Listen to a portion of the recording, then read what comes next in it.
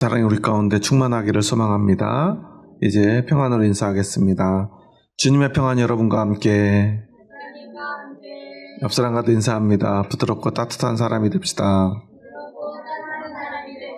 겸손한 사람이 됩시다.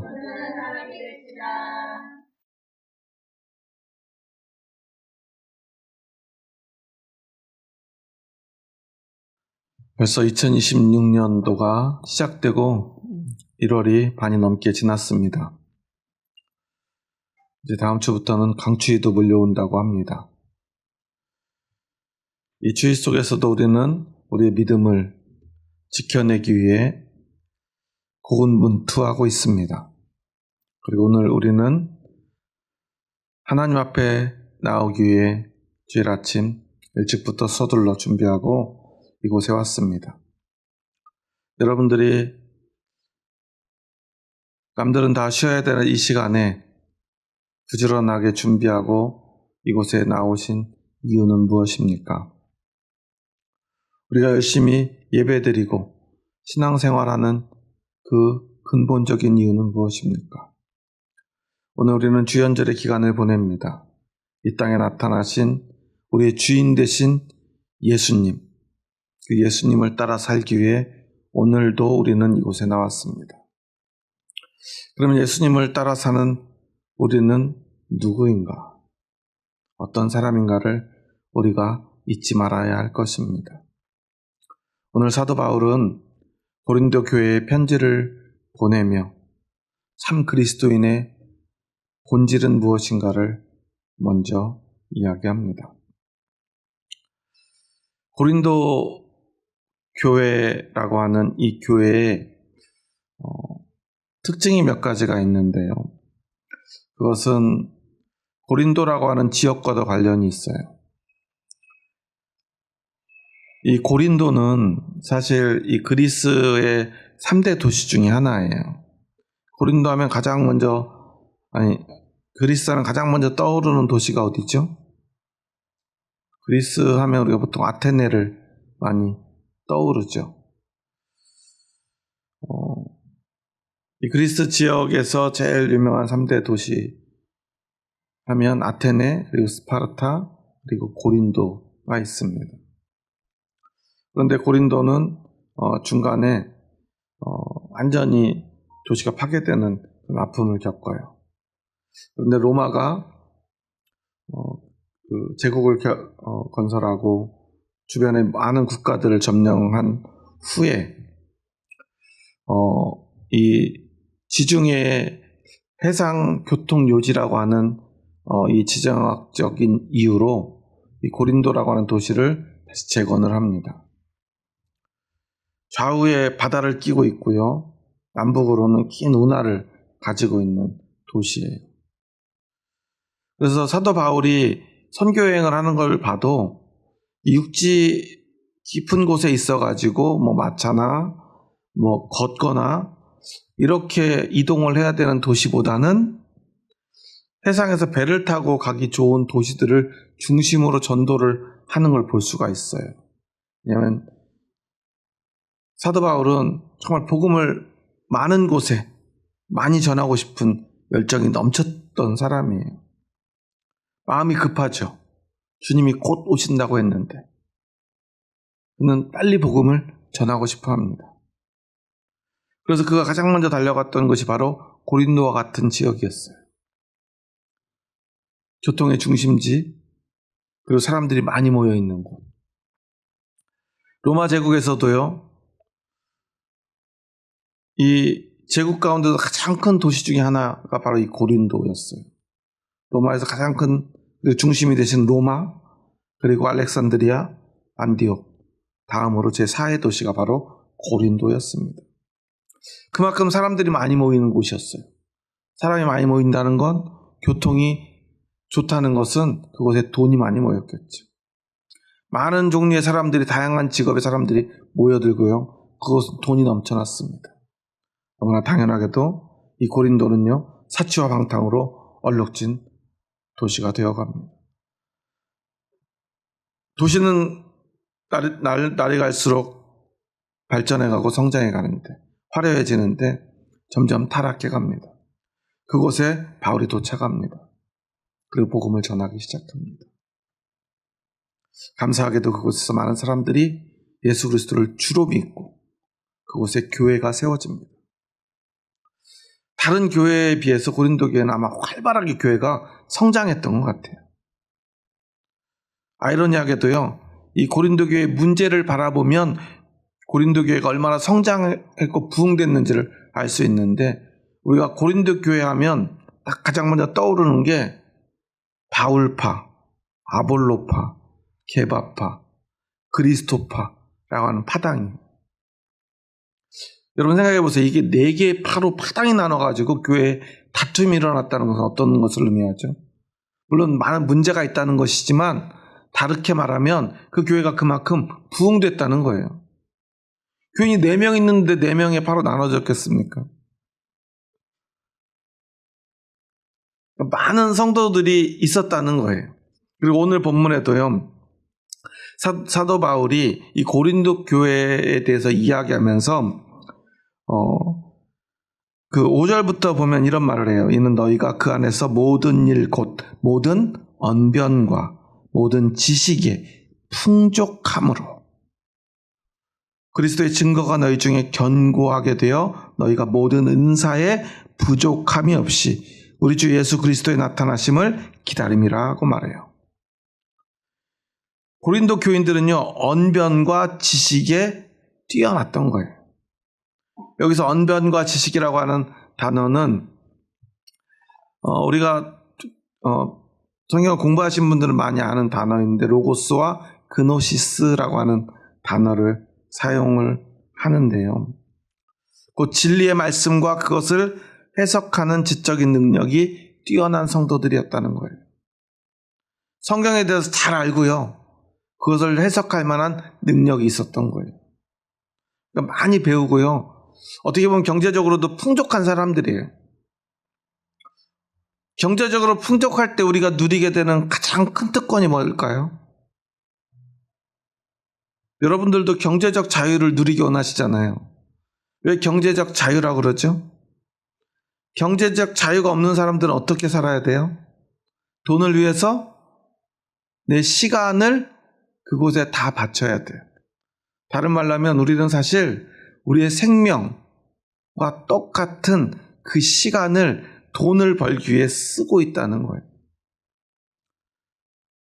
조금 더 냉정하게 말하면 우리는 돈과 생명을 맞바꾸고 있어요. 돈이 많으면 어떻게 돼요? 그 생명을, 그 시간을 내가 원하는 것을 위해 쓸 수 있죠. 그러니까 돈이 많은 고린도 교인들은 그 경제적 자유를 가지고 무엇을 했던 거예요? 하나님의 말씀을 읽고 그 말씀을 연구했던 거예요. 그러니까 얼마나 교회에 많은 성도들이 열심을 내어서 봉사하고 또 열심을 내어서 신앙의 성장을 이루고 성취를 이루어 갔는지를 우리가 알 수 있다는 거예요. 그러다 보니까 파당도 생기는 거죠. 내가 성경을 공부해 보니까 이것이 맞는 것 같아. 예를 들어서 어떤 사람들이 바울파가 됐겠습니까? 유대교의 율법보다 예수 그리스도의 그 십자가의 은혜와 또한 그 복음을 전하는 이 선교의 사명이 중요하다고 생각했던 사람들이 바울파가 됐을 거예요. 그리고 아볼로파는 어떤 사람들이었을까요? 아볼로라고 하는 사람의 특징처럼 그렇게 복음적이긴 한데 조금 더 지적인 사람들이 아볼로파가 되었을 것입니다. 그리고 게바파는 어떤 사람들이 모였을까요? 주로 유대인들이 모였을 거예요. 그래도 우리의 정통 신앙은 결국 유대교에 있지 않는가? 율법에 있지 않는가? 그렇게 보면 정통성은 게바, 즉 베드로에게 있다라고 해서 모인 사람들이 게바파였을 거예요. 그리스도파는 사실 제일 좋은 사람들인 것 같지만 우리만이 진짜 복음을 가진 진짜 진리를 깨달은 사람들이라는 그 교만함으로 가득 찬 사람들이었을지도 몰라요. 예수 그리스도만 따라야 돼? 너무나 좋은 말이죠. 당연한 말이죠. 하지만 그 말 속에 여기서 그리스도 파라고 파를 나눈 데에는 문제가 있죠. 우리만이 옳다는 거예요. 다른 사람들은 다 틀렸다는 거예요. 그만큼 열심히 했기에 그들은 그렇게 나뉘어질 수 있었던 것입니다. 그런데 사도 바울은요, 우리 신앙에서 진짜 중요한 것은 무엇인가를 그들에게 이야기합니다. 우리 한번 8절 말씀 먼저 함께 읽겠습니다. 주께서 너희를 우리 주 예수 그리스도의 날에 책망할 것이 없는 자로 끝까지 견고하게 하시리라. 너희가 지금 비록 다투고 있지만, 너희가 진짜 중요한 게 무엇인지 몰라서 지금 다투고 있지만, 나는 지금 기도하고 있어. 주님께서 너희를 우리 주 예수 그리스도의 날에, 우리 주 예수 그리스도의 날이 어떤 날입니까? 주님이 다시 오시는 그날. 그날은 어떤 날이죠? 주님이 세상을 심판하시는 날이에요. 모두가 멸망해야 되는 날입니다. 하지만 주님의 사람들, 그리스도인들은 그날에 책망할 것이 없는 자로 그 심판대 앞에 서게 될 것이다. 바로 너희가 그렇게 될 거예요. 사도 바울은 그렇게 이야기하는 거예요. 여러분은 책망할 것이 없는 사람입니까? 여러분의 모습은 어떻습니까? 우리는 책망할 것이 없는 사람입니까? 주님의 날, 심판의 날, 그 심판대 앞에서 우리는 책망할 것 없는 사람으로 하나님 앞에 설 수 있습니까? 사도 바울은 그럴 수 있다고 말해요. 왜 그럴까요? 우리가 완전하기 때문입니까? 우리가 정말 열심히 한 점 부끄러움 없이 하나님 앞에서 최선을 다했고 완벽하게 신앙생활을 해낼 수 있기 때문입니까? 그렇지 않습니다. 우리는 완전할 수 없죠.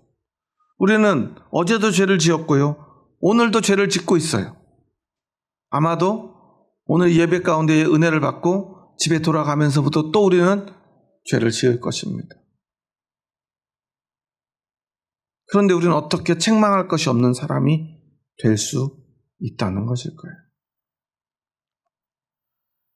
사도 바울이 이야기하는 책망할 것 없는 자, 그것은 바로 하나님의 은혜를 받은 자들이라는 뜻입니다.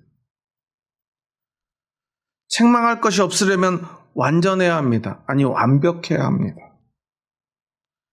한 점 부끄러움이 없는 완벽한 사람만이 책망할 것이 없는, 즉 하나님께 책망받지 않는 사람이 돼요. 그리고 책망받을 것이 없어야만 우리는 구원받습니다. 책망받을 것이 있다는 것은 죄가 있다는 것이고, 죄 있는 자, 죄인은 결코 구원받을 수 없어요. 왜냐하면 우리의 구원은 하나님의 나라에 들어가는 것이기 때문입니다. 하나님은 완전하신 분이에요. 하나님은 물론 사랑이 많고 자비가 풍성하시고요, 오래 참으시는 분이시지만, 하나님이 그렇게 오래 참으시는 이유는 하나님이 공의로우시기 때문이에요. 하나님의 공의 앞에서 한 점이라도 부끄러우면 결코 구원받을 수 없기에, 하나님의 나라에 들어갈 수 없기에 하나님이 참으시는 거예요. 공의로운 하나님 앞에 설 수 있을 때까지. 그런데 사람들은 결국 그것을 실패하고 맙니다. 단 한 사람도 성공하지 못해요. 그래서 하나님은 그 아들 예수 그리스도를 우리에게 보내주신 것입니다. 그리고 이제 그 은혜 앞에서 우리는 하나님 앞에 한 점 부끄러움 없는 사람으로 인정받는 것입니다. 즉, 내가 완전하고 완벽한 신앙생활을 통해 하나님 앞에 책망할 것 없는, 한 점 부끄러움 없는 사람이 되는 것이 아니라 하나님의 완전하신 용서와 사랑으로 우리가 그 사랑의 은혜를 받아서 우리가 한 점 부끄러움 없는, 책망할 것 없는 사람이라고 인정받는 거예요. 하나님께 말이죠. 거기에 필요한 것은요, 우리의 노력이 아니라 하나님의 완전한 사랑과 하나님의 용서라고 하는 바로 그 은혜인 것입니다. 그런데 오늘 우리는 어떻게 살아가고 있습니까? 우리 한번 9절의 말씀 함께 읽습니다. 너희를 불러 그의 아들 예수 그리스도 우리 주와 더불어 교제하게 하시는 하나님은 미쁘시도다. 그렇게 책망할 것 없는 사람들은 어떻게 됩니까? 그런 사람들을 불러 그의 아들 예수 그리스도 우리 주와 어떻게 하게 하죠? 더불어 교제하게 하시는 하나님이 미쁘시대요.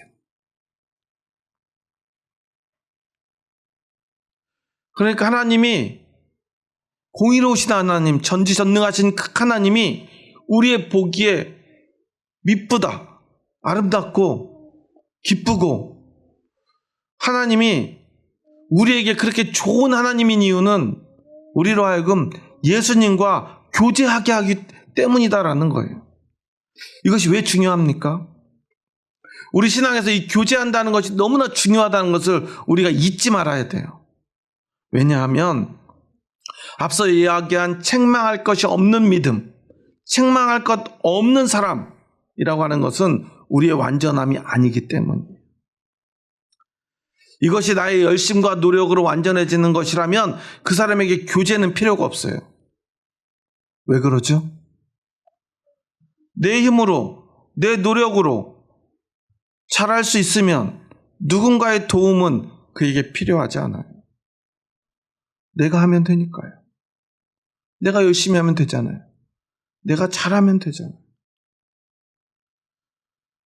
그런데요, 우리는 그럴 수 없는 사람이에요.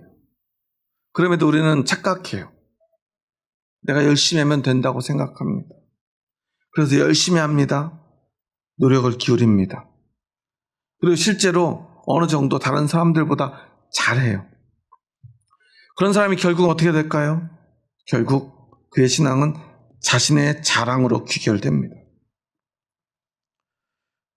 자신을 자랑하는 사람, 자신의 열심을 자랑하는 사람은요, 더 이상 다른 사람들이 별로 필요가 없어요. 아니, 어떤 부분에서는 사람들이 필요하긴 하죠. 왜 사람이 필요해요? 자기를 돋보이게 해줄 사람이 필요한 거죠. 저렇게 형편없는 사람들과 다르게 하나님, 저는 이렇게 열심히 하고 있잖아요. 어디서 많이 본 모습이죠? 예수님이 예화로 들었죠. 바리새인이 교회 와서 기도를 합니다. 손을 높이 들고 하나님 앞에 기도하죠.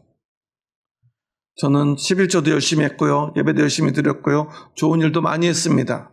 저기 뒤에 앉아가지고 하나님을 감히 쳐다도 못 보는 저 세리와 같이 저렇게 더럽고 부끄러운 인간과 같지 않고 저는 하나님 앞에 얼마나 거룩하고 열심히 살았는지 모릅니다. 그래서 하나님 감사합니다. 자신을 돋보이게 해줄 사람들이 좀 필요할지 모르지만 교제할 사람이 필요하진 않아요. 자신은 충분히 열심히 했으니까요. 잘했으니까요. 그저 자신을 돋보이게 하고 자신을 자랑하기 위한 사람이 필요할지 몰라도 교제할 사람이 필요한 것은 아닙니다. 그렇게 자신을 자랑하다 보면 결국은 다른 사람들을 정죄하는 데 이릅니다. 여러분, 정죄, 그 사람이 죄가 있다라고 말할 수 있는 것은 세상에 오직 한 분, 하나님밖에 없습니다. 사람을 심판할 권리, 죄에 대해서 심판할 수 있는 권리는 오직 하나님께 있어요. 하나님만이 전 우주의 이 세상의 심판관이시기 때문입니다. 그런데 우리는요, 열심히 하다 보면 우리도 모르게 내가 그 자리에 앉으려 해요. 다른 사람들을 바라봅니다. 열심히 하는 사람들일수록요, 주변을 더 돌아봐요. 돌아보고 그 사람들을 돌봐주는 게 아니라 그 사람들을 돌아봅니다. 왜 저 사람은 똑바로 하지 않을까? 왜 제대로 하지 않을까? 왜 열심히 하지 않을까? 그 사람들이 그렇게 열심히 하지 않는 모습을 보면서 그 사람은 스스로 자신에게 말합니다. 그런데 너는 역시 대단하구나. 이렇게 열심히 하다니. 자신을 자랑하고요. 자신을 높이고요. 다른 사람들을 정죄하고요. 다른 사람들을 낮춰봅니다. 무시합니다. 하지만 오늘 사도 바울이 말한 대로 진짜 하나님 앞에서 책망할 것이 없는 사람, 즉 하나님의 완전하신 용서 앞에 오직 그것이 은혜이고 그 은혜로만 내가 거룩해질 수 있음을 깨닫고 인정한 사람들은 어떻습니까? 그 사람들은요, 내가 아무리 노력해도 할 수 없는 그것을 하나님이 주셨구나 깨닫습니다. 자신의 부족함을 느끼기에 그 사람은요, 주님께 나아갈 수밖에 없어요. 예수님을 의지할 수밖에 없죠. 그러니까 그 사람은 비로소 주님과 교제하게 됩니다. 교제하게 된다는 것의 진짜 의미는 무엇일까요? 그 사람이 꼭 필요하다는 것을 인정하는 거예요. 그 말은 무엇이죠? 내가 나의 부족함을 인정하는 거예요.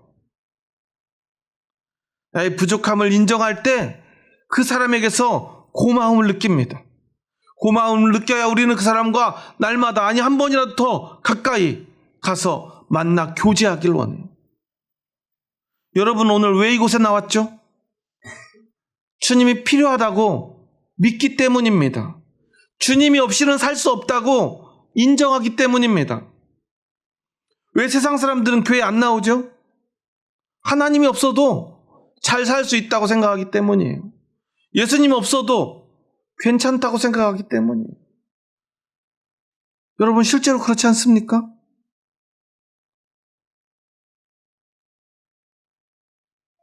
아이들을 키우다 보면 아이들은 엄마 아빠를 굉장히 의지해요. 아이들이 어느 정도 크고 나면 어렸을 때 엄마밖에 없던 아들이 딸이 어떻게 변하죠? 자기가 스스로 돈을 벌기 시작하면 아이들은 변하기 시작해요. 왜냐하면 자립하지 못할 때, 내가 돈을 벌지 못할 때는요, 아이들은 두려움이 있어요. 엄마 없이는, 아빠 없이는 내가 못 살겠구나. 그래서 그때는요, 엄마 아빠가 마음에 안 들어도요, 엄마 아빠 말에 조금은 순종을 해요. 왜? 집을 나갈 수는 없거든요.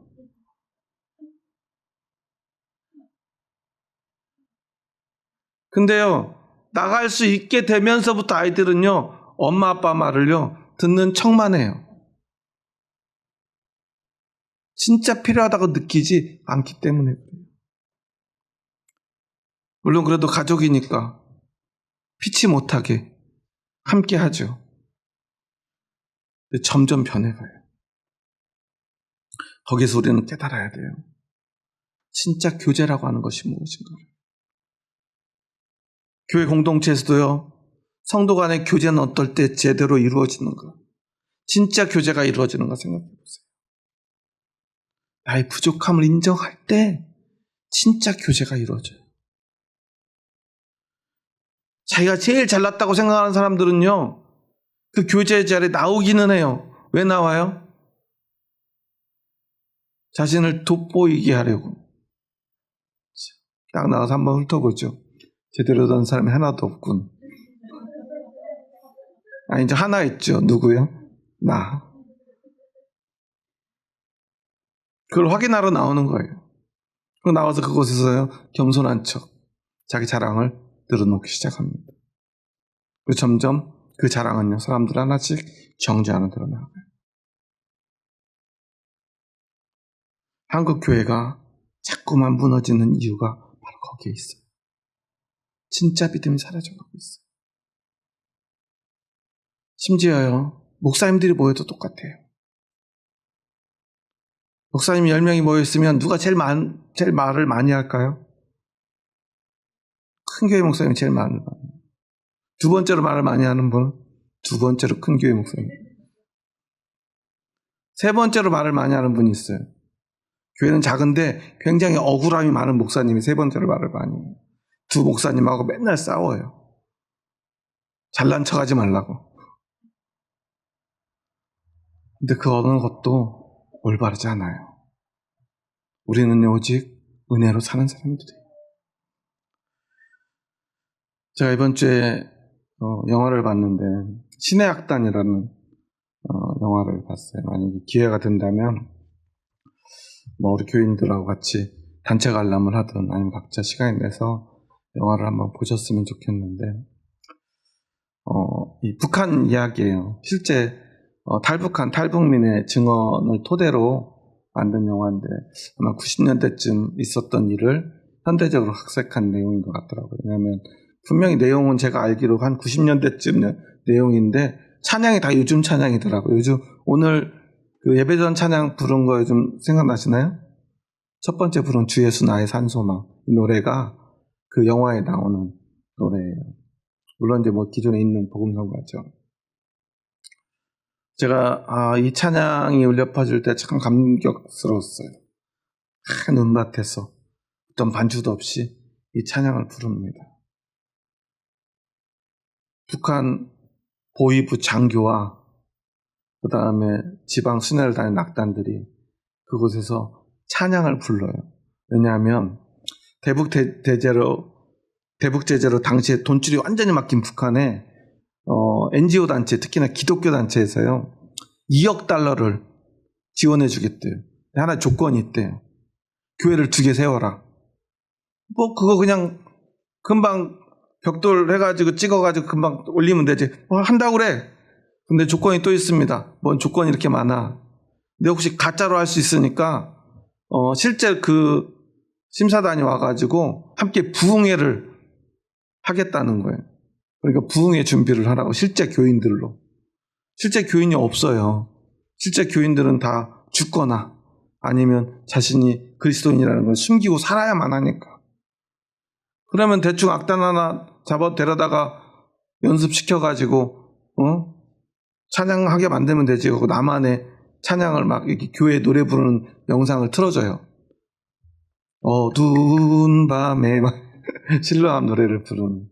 그래가지고 승리악단이라는 지방순회 다니는 어합지졸 악단을 데려다가 보위부 장교가 부흥의 준비를 시켜요. 그런데 사실 보위부는 기독교인들 잡아 죽이는 일이 주 업무 중에 하나인 부대예요. 자신이 잡아 죽이던 사람들을 데리고 그리고 그 혐의를 가진 사람들과 함께 같이 찬양을 해요. 그리고서는 그냥 이렇게 노래만 부르면 안 되고 그 사람들 막 소리 지르면서 기도도 하던데 우리 기도도 연습해야 되지 않냐니까 기도도 막 합니다. 기도를 연습해요. 야 1번 너는 주여 이렇게 하고 2번은 중얼중얼하고 3번은 손을 들고 막 이렇게 하나씩 역할을 분담해가지고 이런 걸 연습을 해요. 그냥 하면 안 되고 우리가 이게 뭔지를 알아야 되니까 성경을 읽어야 됩니다. 그러니까 성경책을 또 준비하다가 성경책을 일부러 나눠줍니다. 우리 이거 읽어도 됩니까? 당의 명령이니까 하라고 이러면서 그걸 하라고 그래요. 찬양하면서도 우리 이런 거 불러도 되는 거냐고. 당의 명령이니까 괜찮다고 찬양하라고 그래요. 그런데 막 어색해서 죽으려고 그래요. 더군다나 그 일을 하던 그 일을 지휘하던 보위부 장교는요. 어렸을 때 결과적으로 엄마를 밀고 해서 엄마의 신앙을 엄마가 읽던 성경책에 대한 내용을 일기에 썼다가 엄마가 총살당하고 자신의 살아남기 위해서 자신의 사촌형의 그 믿음을 밀고 하고 직접 고문하고 죽이기까지 했던 사람이에요. 근데 함께 찬양을 하고요. 기도하다 그 사람이 그 기도 가운데 찬양 가운데 예수님을 믿게 됩니다. 그리고 라이벌이었던 또 김대휘라고 하는 사람도 함께 믿음이 생겨요. 둘이서 나중에 이야기를 합니다.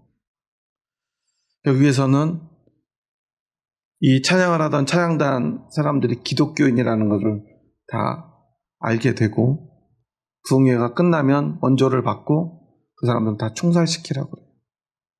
그런데 도저히 믿음이 생긴 이 박교순이라는 소자와 김태성이라는 대인은 그럴 수가 없어요. 마지막 밤에, 전날 밤에 대위를 불러서 말합니다. 너도 다 알잖아. 그 사람들 다 죽을 거라는 거. 그러면서 그 대위가 그런 고백을 합니다. 찬양을 하면 답답한 가슴이 뚫리는 것 같은 게 말로는 못하겠는데 뭔가 자유 같은 게 느껴진다고 말해요. 결국 그들은요, 그 2, 3주간의 그 찬양과 기도, 그리고 알지도 못하는 성경을 읽다가 믿음이 생기고요. 결국 그 믿음 때문에 자신들이 그토록 열심히 지켜왔던 그 자리, 그 모든 걸 다 잃고 결국 총살당하게 됩니다. 총살당하기 직전에 이 박교순이라고 하는 소자는 하나님 앞에 고백하죠. 살아계시다 하나님, 내 목소리 들리지요? 저들을 지켜주신다고 저와 약조해 주십시오. 그리고 마지막 총살당하기 직전에 하나님께 마지막으로 고백합니다. 하나님, 나 잘했지요? 함께 부흥회를 준비하던 그들을 살리려고. 도저히 이해할 수가 없어요. 앞뒤 상황이 맞지가 않아요. 어떤 믿지 않는 분이 이 영화를 보고는 그런 얘기를 하더라고요. 참, 영화가 허접하게 만들어졌다. 도대체 앞뒤도 맞지 않고 노래도 뭐 다 뒤에서 뭐 후작 앞에서 녹음해놔가지고 엉망진창이라고. 그런데 그 남편인 기독교인은 나는 너무 감동적이고 눈물이 나던데 그래요. 똑같은 영화를 봐도요, 다른 걸 느낄 수밖에 없어요. 왜 그럴까 생각해봤습니다. 우리에게는 믿음이 있기 때문이에요. 그래서 그 믿음이 이해가 됩니다. 앞뒤가 맞지 않아요. 어떻게 그렇게 짧은 시간에 평생을 바쳐서 그렇게 죽도록 살아남기 위해서 그 세상에서 성공하기 위해서 가족까지 버렸던 사람이 갑자기 그렇게 변할 수 있을까? 그 모든 것 버리고 죽을 수 있을까? 그것은 믿음 말고는, 은혜 말고는 설명할 길이 없는데, 그 믿음도 은혜도 우리가 설명할 방법이 없어요. 그런데도 우리는 그럴 수 있다는 것을 알지요. 왜냐하면 우리도 그랬으니까. 저는 그 영화를 보고 참 눈물도 많이 났지만 제 모습에 대해서 한 번 더 반성했습니다. 저도 벌써 예수정원교회를 개척한 지 올해로 17년째, 횟수로 17년째인데요.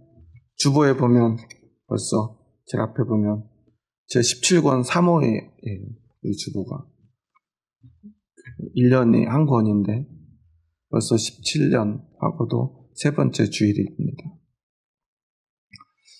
항상 하나님 앞에서 억울한 마음이 있었던 것 같아요. 하나님 앞에 저는 그래도 신앙의 양심을 지키고 최선을 다했는데 하나님 왜 이렇게 저에게는 일이 잘 안 되는 것 같은 이런 상황들을 주십니까? 왜 이렇게 부족합니까?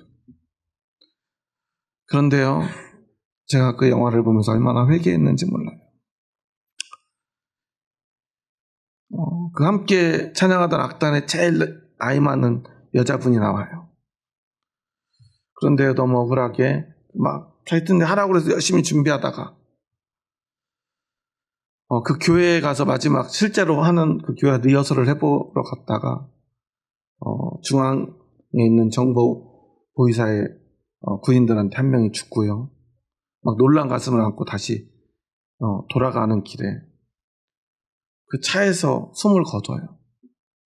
그때 단장이었던 친구가 말을 합니다.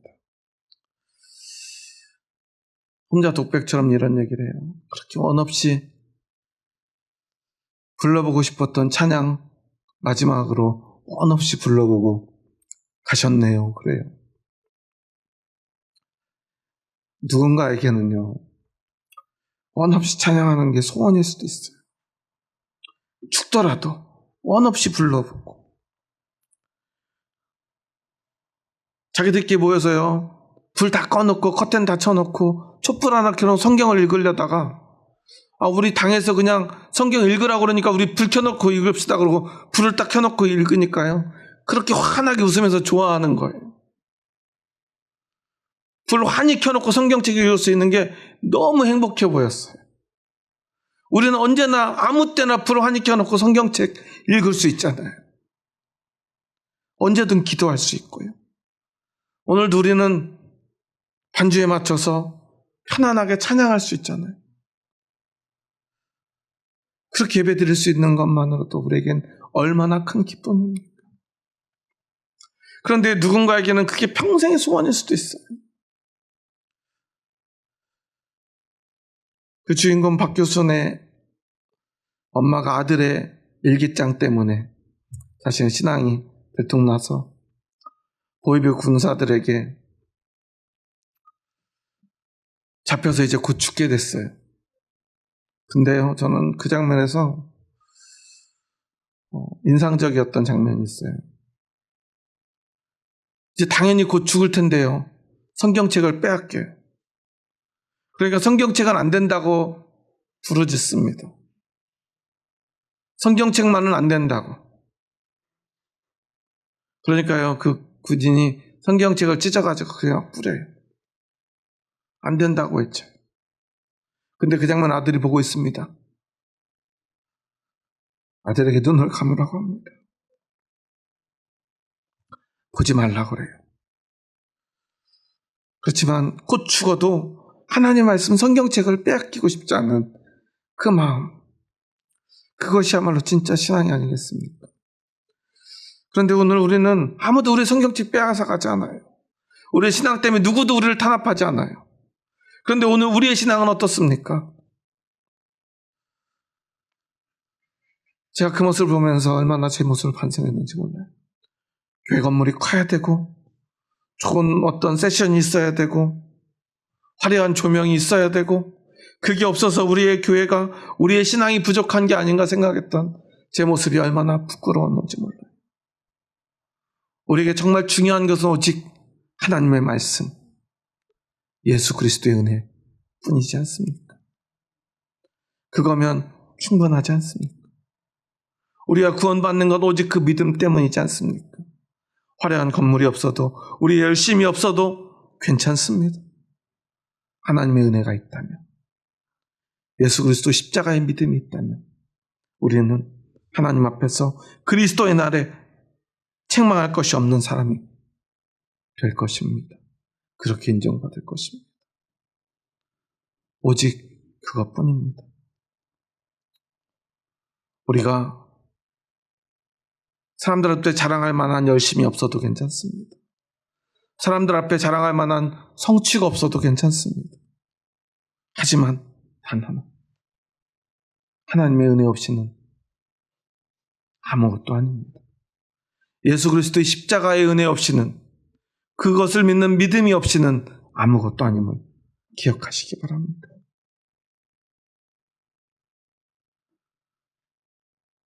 우리에게 그 믿음이 있다면 우리는 비로소 언제 어디에서라도 하나님과 교제할 수 있는 사람이 될 것입니다. 그 영화의 주인공 그 박교순처럼 그 믿음을, 하나님과의 교제를 고백하는 순간 죽어야만 했던, 죽을 수밖에 없는 상황에서도 그것을 포기하지 않을 믿음이 생길 것입니다. 용기가 생길 것입니다. 하지만 아무리 화려하고 좋은 곳이 있더라도 우리에게 그 믿음이 없다면, 그 은혜를 힘입을 용기가 없다면, 자신의 자랑뿐이고 자신이 이루고자 하는 성취뿐이라면 그것은 아무것도 아닐 것입니다. 오늘 우리는 우리의 교회를 돌아봐야 합니다. 우리 주변에 성공한 교회들 너무나 많이 있죠. 좋은 프로그램을 가지고 아름다운 찬양을 부르는 교회들 얼마나 많이 있습니까? 하지만 그것이 하나님 앞에 책망할 것이 없는 사람이 되는 조건이 될 수 없음을 우리는 기억해야 합니다. 하지만 아무것도 없는 허허벌판 그 눈밭 속에서라도 전심을 다해 오직 그 은혜만을 힘입어 하나님을 찬양할 수 있다면 그곳에는 하나님의 구원이 임할 것입니다. 여러분은 무엇을 원하십니까? 여러분은 어떤 사람입니까? 우리 생명이 다하는 날, 주님이 오시는 날, 우리도 그렇게 고백할 수 있어야 되지 않겠습니까? 하나님, 나 잘했지요. 열심히 해서 잘한 것도 아니고, 큰 성취를 이뤄서 잘한 것도 아니고, 성공해서 잘한 것도 아니고, 하나님의 은혜뿐인 삶을 살았으니 하나님 저 잘했지요. 고백할 수 있는 저와 여러분 될 수 있기를 주님의 이름으로 축원합니다. 오늘 마지막으로 이렇게 인사하고 오늘 말씀을 마쳤으면 합니다. 옆사람과 한번 이렇게 고백해 보도록 하겠습니다. 책망할 것이 없는 사람은 완전한 사람이 아닙니다. 부족해도 괜찮습니다. 실수해도 괜찮습니다. 주님이 우리와 함께 하십니다. 하나님의 은혜가 우리와 함께 합니다. 그러면 옆 사람 손잡고 다시 한번 이렇게 고백해 볼까요? 오직 은혜만 힘있는 사람이 됩시다. 네, 오직 은혜뿐입니다. 하나님의 사랑과 용서뿐입니다. 완전한 하나님의 사랑이 우리와 함께함을 여러분 잊지 마시기 바랍니다. 그리고 그 은혜로 사는 사람들에게는 내가 의지해야 될 형제 자매들이 얼마나 소중한지 모릅니다. 내 자랑을 위해서가 아니라 형제 자매의 도움이 없이는 우리가 그 은혜를 지켜낼 힘이 없습니다.